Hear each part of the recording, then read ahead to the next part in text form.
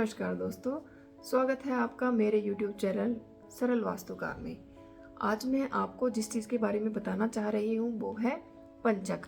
आपने कई बार सुना होगा कि जब किसी की डेथ होती है या बच्चा पैदा होता है तो उस समय पे ये चीज़ बहुत ज़्यादा ध्यान से देखी जाती है कि उस समय पंचक तो नहीं चल रही थी। तो पंचक होता क्या है वो कोशिश कर रही हूँ कि आपको जितनी सरल भाषा में समझा पाऊँ।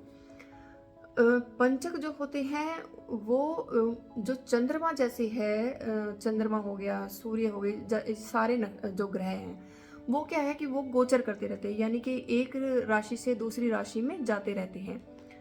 जो शनि है, बृहस्पति है, वो काफ़ी समय के लिए एक राशि में रहते हैं, लेकिन चंद्रमा जो है वो सिर्फ 2.5 दिन के लिए, 2.5 डे के लिए एक राशि में जो है रहता है। उसके बाद वो नेक्स्ट राशि में मूव कर जाता है।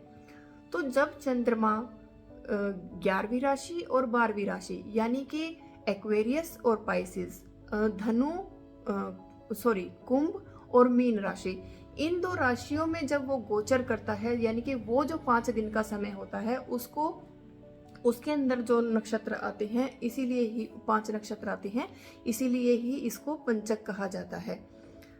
ये अशुभ क्यों माना जाता है? अशुभ इसलिए माना जाता है कि इस पंचक के समय पे जो भी कार्य किए जाते हैं वो एक बार में सिरे नहीं चढ़ते, यानी कि एक बार करने से वो ठीक प्रकार से नहीं हो पाते, उसमें बाधा आती है, कुछ ना कुछ आपको प्रॉब्लम होएगी।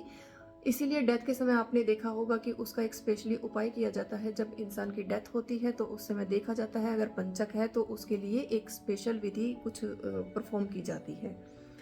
तो जो पंचक होते हैं वो 5 प्रकार के होते हैं।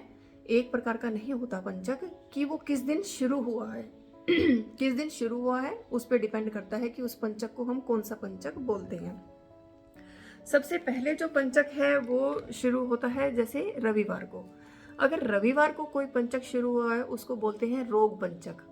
रोग पंचक जब शुरू होता है तो उसमें शारीरिक और मानसिक कष्ट देने वाला ये पंचक कहा जाता है। इसमें किसी भी कार्य को करने के लिए कोई अलाउ नहीं है, यानी कि इसके लिए कोई आपको परमिशन नहीं है कि आप इस समय पे कोई भी अच्छा काम शुरू करें, आपको नहीं करना चाहिए इस काम पे। दूसरा जो प्रकार है वो है राज पंचक। ये अगर आपके ये पंचक अगर सोमवार को शुरू हुए हैं, सोमवार मंडे को अगर ये शुरू हुए हैं, तो इसमें आप गवर्नमेंट रिलेटेड या प्रॉपर्टी रिलेटेड ये 2 कार्य जो हैं वो कर सकते हैं, इनके लिए अलाउ किया जाता है। उसके अलावा बाकी काम आपको नहीं करने हैं इसमें भी। तीसरा जो हमारा है वो है अग्नि पंचक। अग्नि पंचक किसको कहते हैं? अगर ये पंचक जो है वो मंगलवार के दिन अगर शुरू हुए हैं तो उसको अग्नि पंचक कहा जाता है।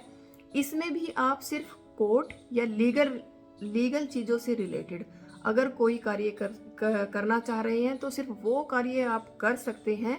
उसके अलावा और किसी कार्य के लिए इसको कोई भी नया कार्य अगर आप शुरू उस दौरान करना चाहते हैं तो वो कार्य करने के लिए ये मनाही है कि इसमें भी आप ना करें।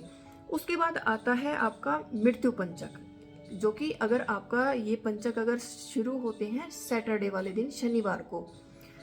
मृत्यु पंचक में अगर उस समय किसी इंसान की अगर एक्सीडेंट हुआ है, दुर्घटना हुई है, तो उसमें ये माना जाता है कि उसके अच्छे रिजल्ट्स उसको नहीं मिलने वाले, कुछ ना कुछ बुरा ही होने वाला है। तो इसलिए इसमें भी कोई अच्छा कार्य करने के लिए नहीं अलाउ किया जाता कि आप कोई भी कार्य इस समय पर शुरू ना करें। उसके बाद जो 5वां पंचक होता है वो होता है चोर पंचक। चोर पंचक वो पंचक होता है जो कि अगर शुक्रवार के दिन शुरू हुआ हो। ये पंचक जब स्टार्ट हुए तो उस दिन शुक्रवार तो नहीं था, उसको चोर पंचक कहा जाता है। तो इस समय पे अगर आप ट्रैवलिंग करते हैं, किसी तरीके का पैसों का लेन देन करते हैं, तो उसमें आपको नुकसान ही होगा, कोई फायदा नहीं होगा। तो इसलिए कोशिश यही करें कि अगर आप कभी भी अगर आपको कोई भी नया काम शुरू करना है तो ये जरूर देख लें कि उस समय पे चंद्रमा का जो गोचर है वो 11वीं और 12वीं यानी कि कुंभ और पाइसिस मीन राशि, इन 2 राशियों में उस समय पे चंद्रमा का गोचर ना हो। कोई भी कार्य आप शुरू करते हैं अवॉइड करें इस समय पे करना। Thank you so much.